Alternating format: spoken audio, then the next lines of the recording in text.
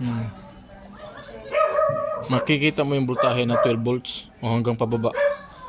Pag bumaba pa yan ng bumaba, hindi mo na ma-start. Oh, namumula.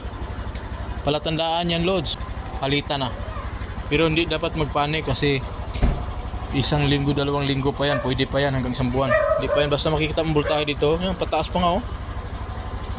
Oh, yun oh. Tumataas pa. Lalo pag tumatakbo yan, abot pa ng 14 yan.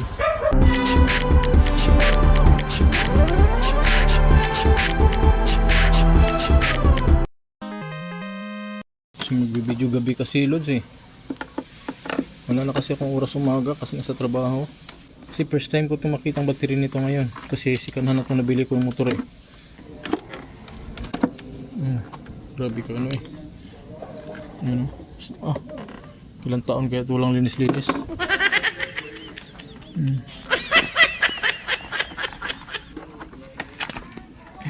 Mahirap talaga kung lang magbibideo. Mamaya ko na eh. Tanggalin ko lang. Tanggal. Maliit naman ang battery. Unahin natin ang positive.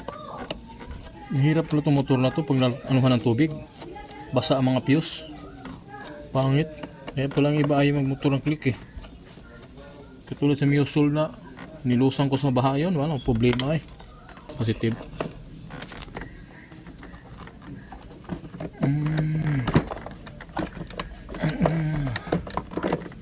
Magkamali kasi pagbili. Ah, ito pala original pala.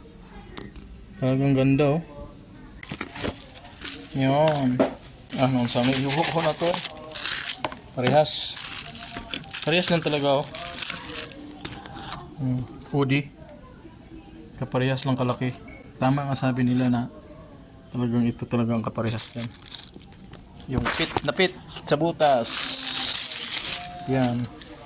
Napakaganda oh. Napakaganda. Uy. So ito na ipapalit natin doon. So let's go. Na. Yan. Nakikita natin ito mamaya kung pupula pa ba yun. Talagang kung may pit pa yun na yun. Sobrang pit na pit. Yan. Ilagay ko. Hindi ko lang videoan. Ilagay ko to. Walang magbibideo eh. Unahin natin kasi walis-walisan natin kayo ilang naku napasok sa ilalim yung ibang dumi. Yan ang negative ground. Pasok ang size ha 5L 5L.